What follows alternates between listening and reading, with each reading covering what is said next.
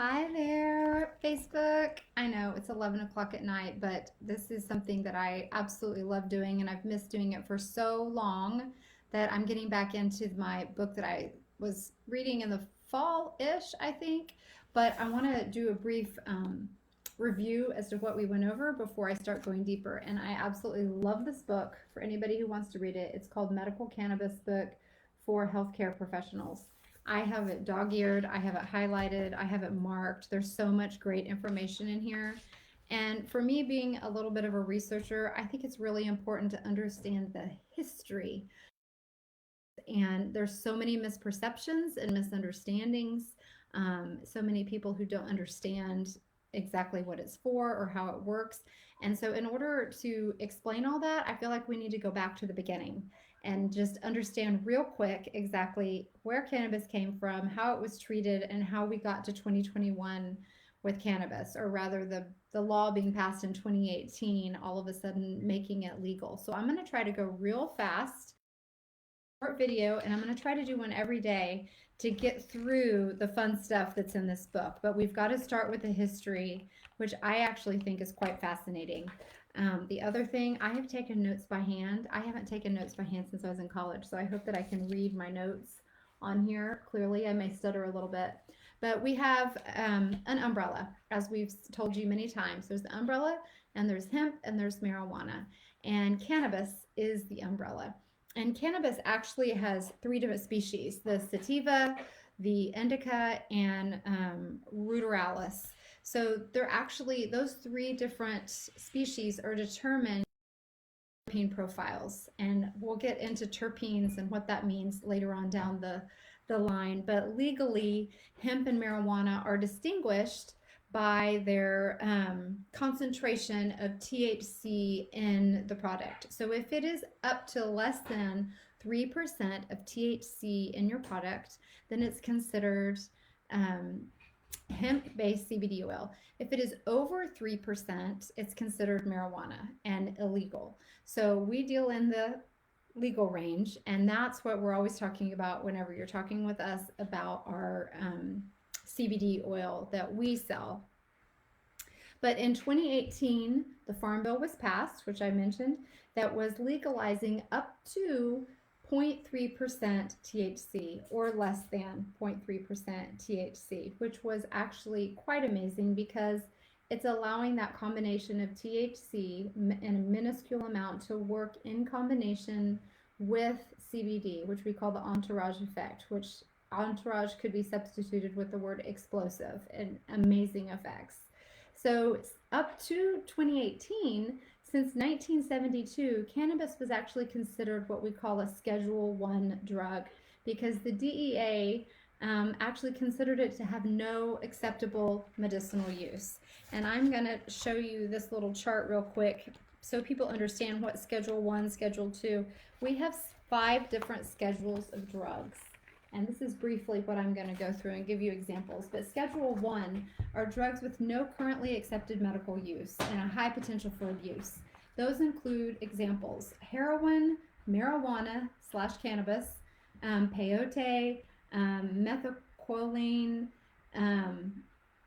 and some really complex methamphetamines. Schedule 2, drugs with high potential for abuse, leading to severe psychological or physical dependence. All your typical pain medications that you get in the hospital, cocaine, methamphetamines, methadone, any combination of products with less than 15 milligrams of hydrocodone. Schedule 3 gets better: drugs with a moderate to low potential for physical and psychological dependence. That's anabolic steroids, ketamine, testosterone. Schedule 4, drugs with a low potential for abuse. That would be tramadol. I'm no stranger to that. Benzodiazepines, diazepams. And Schedule 5 is things like cough preparations and cannabidiol, atropine. Up until 2018, we were considered marijuana was considered, or is considered, a Schedule 1 drug, but you can use up to 0.3% and it be legal. So since 1972, we have been considered a Schedule 1 drug. And the real question is what happened before 1972? And I think that's the most fascinating part.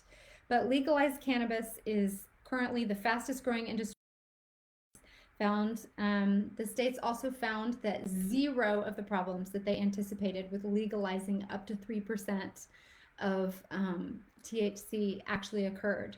The proper people that were actually needing it for medicinal purposes actually started using it, and they're using it appropriately.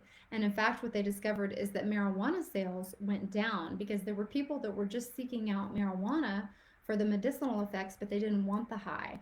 And so buying CBD up to 0.3% of THC, we've actually taken part of their sales and brought it over to CBD because people don't want that high, but they want the medicinal effects.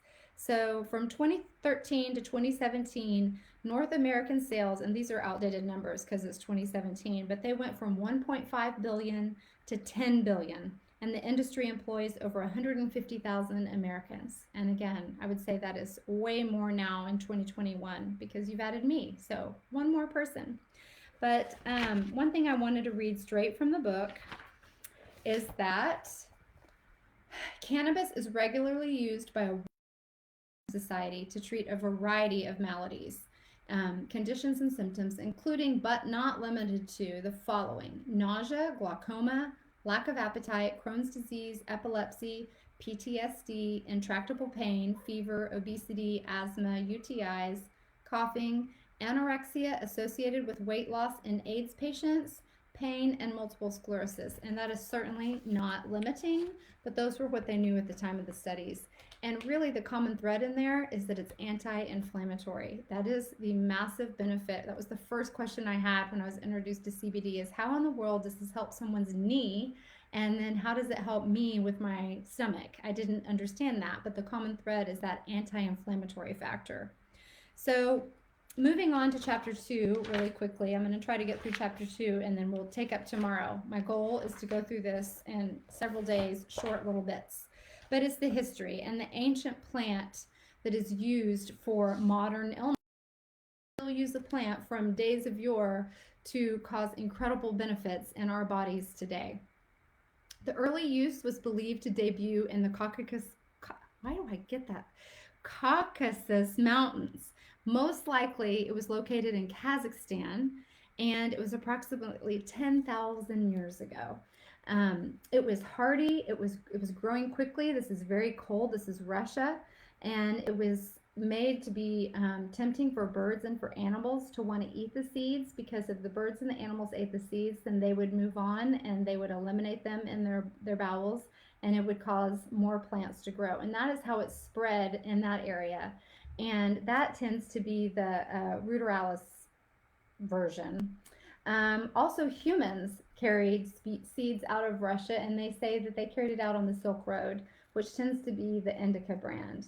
And as we spread further to the warmer weather clients. It was Middle East and Africa, warmer clients.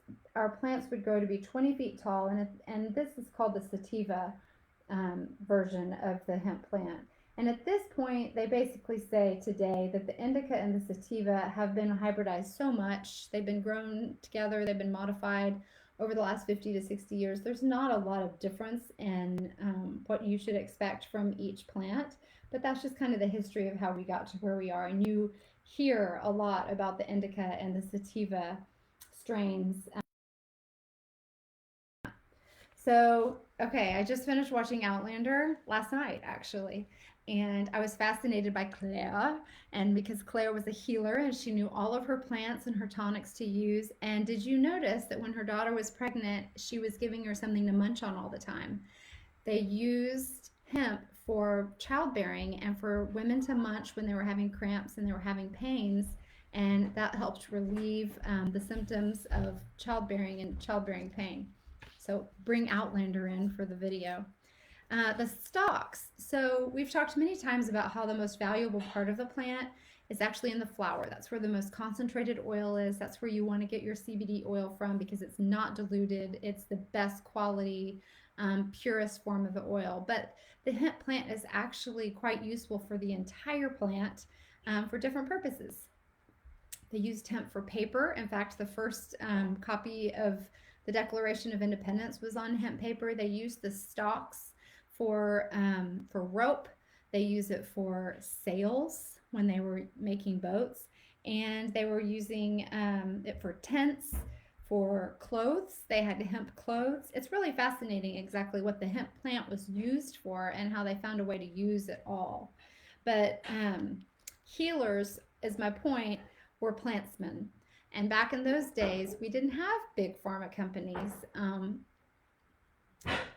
Medicine these days, as many of us knows, have become very much about the bottom dollar and making money and having power and very political, right?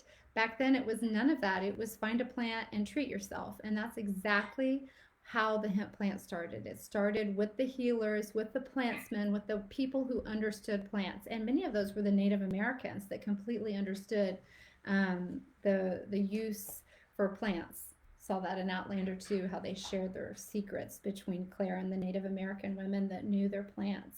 But there was no big pharma then to tell them how to use it and what to use it or what pills to pop.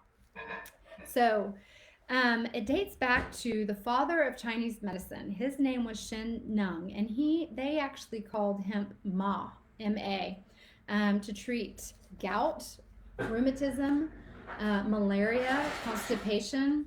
The Chinese consider fundamental herbs and that they needed to have in their arsenal. It was one of the very first herbs that they wrote about medicinally and spiritually the benefits of over 4,700 years ago, which I think is absolutely fascinating. So most often they're used as a tincture, which is a tincture under the tongue like we use it, or they're eaten or chewed on so you can kind of chew out the qualities of the plant and the oil. Egyptians used them as suppositories to relieve eye pain, and that would make sense to me that it would be kind of a glaucoma thing, inflammation behind the eye. They buried kings and royalty with pounds and pounds of cannabis. We know that they buried people for things for their afterlife, things that they thought they would need that were very important, and clearly they thought cannabis was incredibly important for their royalty and kings and queens to be buried with. Greeks made wine that was steeped in cannabis to treat inflammation with ear problems. And that makes total sense because I've said 100 times I use the roll-on whenever I have sinuses, and it opens up my cavities and I can feel my drainage draining down. So to have anything steeped in cannabis, you can put that oil in your wine and go for it. In 1993, this goes back to the burying, 2,500-year-old mummy in Russia was found buried with meat, ornaments, and pounds of cannabis. Isn't that amazing? So they really thought that cannabis was going to be beneficial to her in her afterlife. But cannabis is mentioned for the first time, and I know I'm totally messing this up, in the Pensa Ching.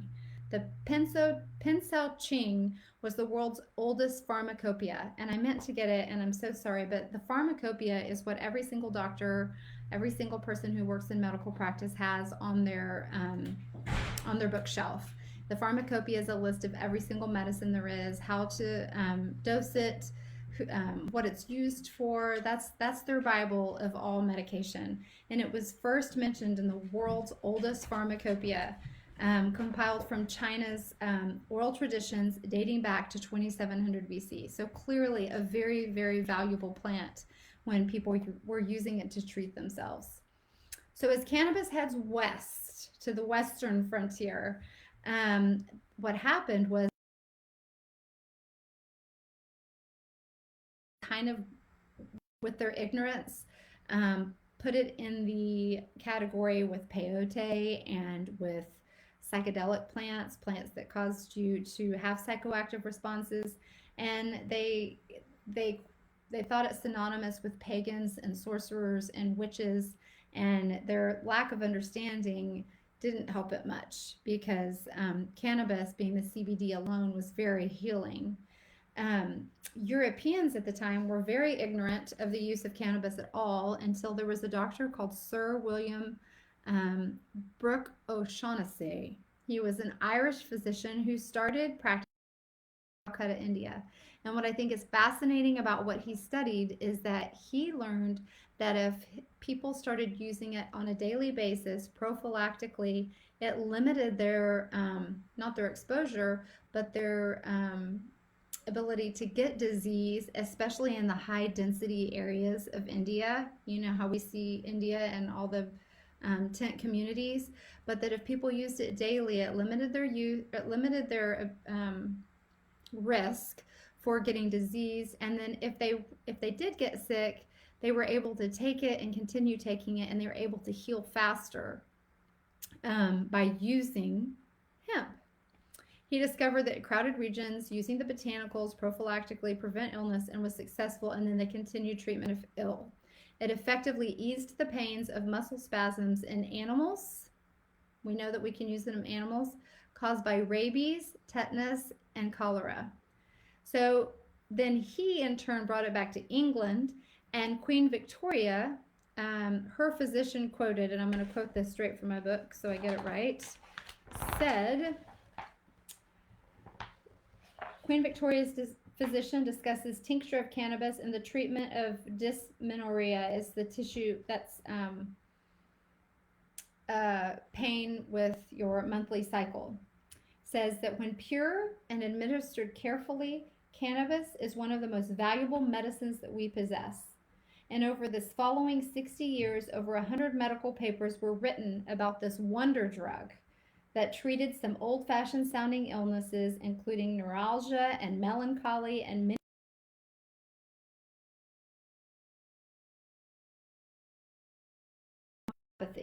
In the United States, physicians also made their own cannabis tinctures and sold them out of their offices, as did drug companies, beginning with Eli Lilly, Park Davis, and Squibb. And that's where it all begins, right? When it gets to where it becomes a monetary thing. So what I'm just going to briefly end with, I have this timeline here, which I think is amazing. I'm not sure if you can see that really closely, but this is the cannabis timeline.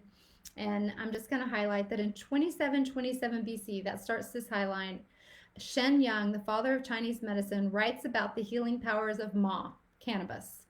In 2013 BC, Egyptians used it for glaucoma, inflammation, enemas. 1000 BC, they drank cannabis and milk, and it's used in India as an anesthetic. Skipping on up, 1840 was when Dr. William O'Shaughnessy brings cannabis to the UK, where it's reportedly used by Queen Victoria for her menstrual cramps. 1840s, cannabis becomes mainstream in the West and is used to suppress headaches, increase appetite, and help people sleep better. 1850, cannabis is added to the United States Pharmacopoeia. Remember what the Pharmacopoeia is? It's the Bible of all Bibles for medications. It's in the Pharmacopoeia in 1850. In 1889, the Lancet outlines the uses of cannabis for opium withdrawal and how it helps with withdrawal from drugs. 19 cannabis oils as medications. I always imagine like Little House on the Prairie going down to Mr. Who was that? The Olsons, to their shop, and they would buy tinctures. You know that's what was in there. But then, so that was the 1930s. What happened in 1937? Cannabis was made federally illegal in the U.S. with the passage of the Marijuana Tax Act, which was opposed by the AMA. And in 1941, cannabis was eliminated from the U.S. Pharmacopoeia. So we went from 1930 to where it was inserted in the Pharmacopoeia. 11 years later, it was removed from the Pharmacopoeia. And that's what we're going to kind of talk about in the future, is what happened. As you can imagine, it was U.S. prohibition, and that's what we're going to start up with tomorrow, is prohibition and why it happened. And we'll get on to the rest of the timeline. So I hope that helps you give it just a little bit of background. I hope I was quick enough there to share the history of cannabis, and we'll keep moving on to where it gets to the really good stuff so we can use it today to help ourselves. Have a great night.